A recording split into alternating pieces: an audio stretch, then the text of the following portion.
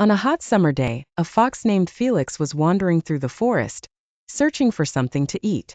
Felix had been walking for hours, and his stomach growled with hunger. Just as he was about to give up and rest under a tree, he spotted a vineyard up ahead. In the vineyard, hanging from a tall vine, was a bunch of plump, juicy grapes. The grapes were ripe and glistened in the sunlight, looking incredibly tempting. Felix's mouth watered at the sight of them. Those grapes would be the perfect snack, he thought to himself. Determined to get the grapes, Felix leaped into the air trying to reach the vine. But the grapes were hanging high, just out of his reach.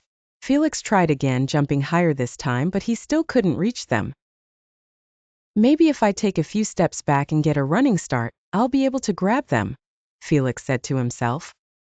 He moved back a few paces and sprinted toward the vine, leaping as high as he could.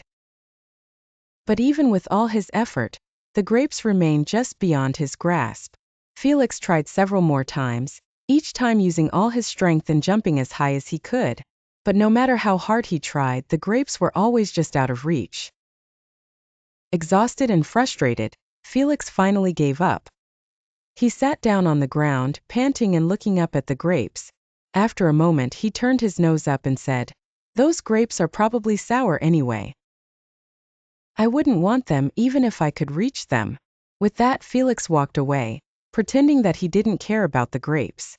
But deep down, he knew he was disappointed that he couldn't have them. As Felix left the vineyard, he told himself that it was better not to waste time on things that were out of reach. However, he couldn't shake the feeling that he had only said the grapes were sour because he couldn't get them. And so, the story of the fox and the grapes became a reminder to everyone that sometimes, when we can't achieve something, we might convince ourselves that we didn't want it in the first place, instead of admitting our disappointment.